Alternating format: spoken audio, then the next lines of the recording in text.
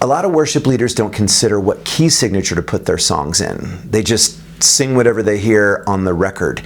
But if you want your people to sing more, it is a crucial aspect of worship leading that cannot be ignored.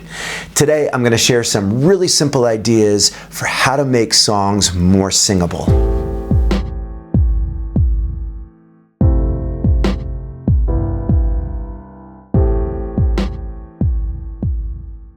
First, let's talk about what a singable range is for most people. Your people are not professional singers, and so you need to find that really sweet spot that's going to invite them to engage with the singing. Typically, that is an A to a D, which is an octave and a half above that A. So for women, it's going to be an A3 to a D5. For men, it's going to be an A2 to a D4. If you can keep songs in that range, you're going to find that people are going to engage a lot more. So if you're leading songs that are hitting an F sharp or a G and you're singing that part of the song a whole lot, or if that's where the song lives, you're going to find that the guy in the third row is going to stop singing and he's going to start spectating. So let's talk about some easy ways to figure out how to find those singable keys. This resource, Praisecharts.com, which if you haven't discovered is incredible. It's free to subscribe or free to sign up. You have to pay for the songs, you have to pay for the other resources, but check this out. If you haven't seen this yet, it is a game changer for choosing keys. There's a vocal range key finder on every song, and you set your sliders like I did here from A to D, which is the singable range, and then above the keyboard you can see there's red, yellow, and green. The green are going to be the singable keys, and then yellow and red are the keys that are outside the singable range. So choose a green key. Just brilliant. I'm going to give you another example here. Let's go to Love of God and check that one out. So as you can see here, I've got it set from A to D. Unfortunately, there's no keys that you can choose that will keep this song singable for your people. So if you choose to do a song like this, you're going to have to make some adjustments, which we'll talk about later in this video. I wanted to give you an example of what I was talking about. So I've got a song here, Great Are You Lord by All Sons and Daughters. It's in the key of A, so that's the actual key from the record. And it starts off pretty manageable. You give life, you are love, you bring light to the darkness, you give hope. Pretty manageable. Then we get to the chorus. It's your breath in our lungs. I mean, you like on a good day, warming up, I could hit that. The cats are out there meowing. They heard me. They're like, what's going on? We hear one of our own. I love the lead singer's voice on this. It is just magnificent. It's just not singable for people, in my opinion. So what I do is I take it down multiple keys, and I'm going to give you an example. I've got a couple different keys I do it in. The key of D is actually the one that I find that engages the most people.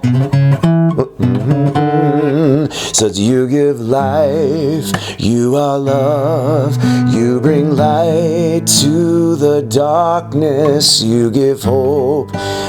Just nice. It sits down there. You don't have that like, you know, that feeling that you're pushing it and belting it, which I think a lot of worship leaders are like, I need to feel that emotion from really pushing my voice. Great if you're singing alone, but you don't want people to check out. So get to the chorus, and instead of going up to the E, we're just going up to, I think we're going up to an A, which is nice.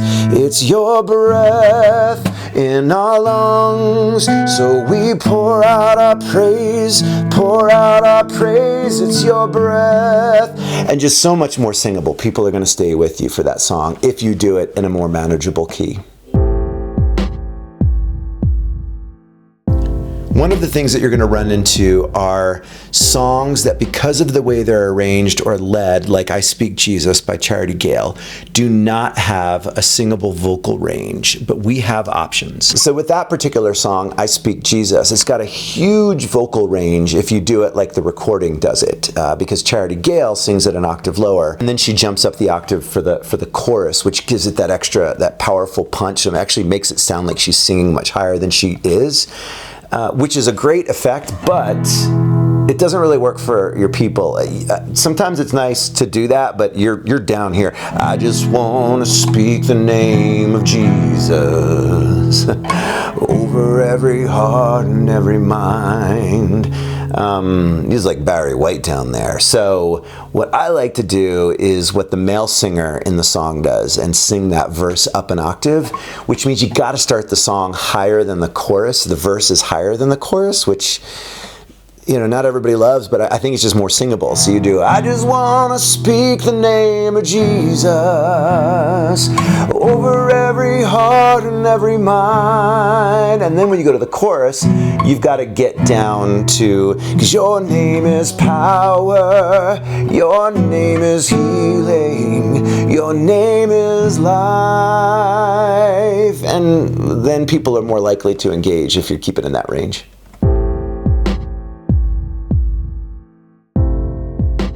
Another hack for finding singable keys, and it's not really a hack, sort of, but it's something that I've discovered over my time leading worship, is that arrangements by female worship leaders tend to be a lot more singable than arrangements by male worship leaders. Now, that is not always the case, but I'm discovering that if, say, a CeCe Winans, for example, covers a song by Phil Wickham, she's going to put it in her range, which tends to be more singable. And so I can grab that CeCe Winans arrangement, and that's going to be in a much sweeter spot for people to sing. Phil Wickham, Chris Tomlin, Ed Cash, they are amazing singers. They're singing way up high. They are incredible tenors. That's just not most of us. Most of your people are not sopranos or tenors. If you can find a song by them that's high enough, you can sing it down the octave, and that works fine.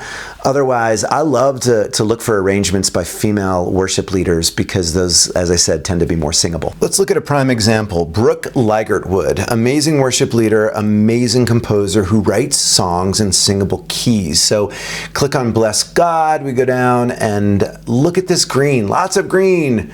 4 keys that you could sing this in, which is wonderful. Another one, Jesus Lifted Me, go down here. We got 5 keys that are in singable ranges for your worshipers. Another example, let's compare 2 songs. Let's look up Worthy of It All. Great song. Let's do the Shane and Shane arrangement. Love those guys. Unfortunately, their arrangement is, there's no green. There's no green keys. They're all out of the singable range the way they lead it. But if you click over and look at CeCe Winans' arrangement, who I mentioned earlier, she has, look at all that green. The way that she leads this song is really accessible for your people.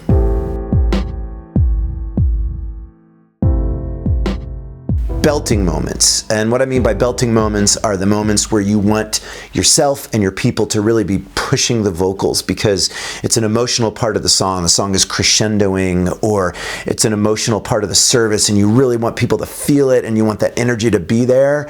So if you're looking for that, what you want to avoid is belting to an E, an F sharp, or a G, because that may be doable for you, but it's not going to be doable for your people. And so you're going to be ramping them up to that part, and then they're going to try it and they're going to drop out or go down the octave, and you're going to lose that energy.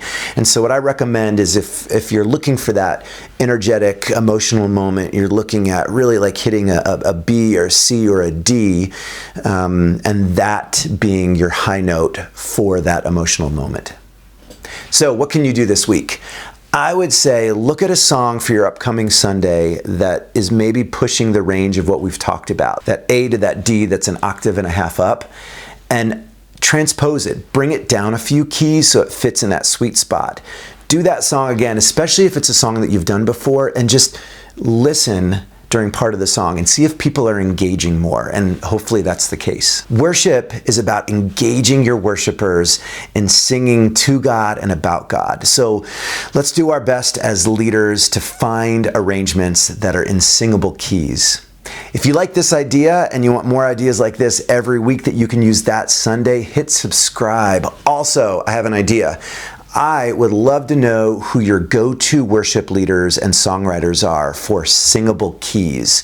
So who have you found that's like really writing songs in singable keys or arranging songs in singable keys? Drop that in the comments below and help us all out.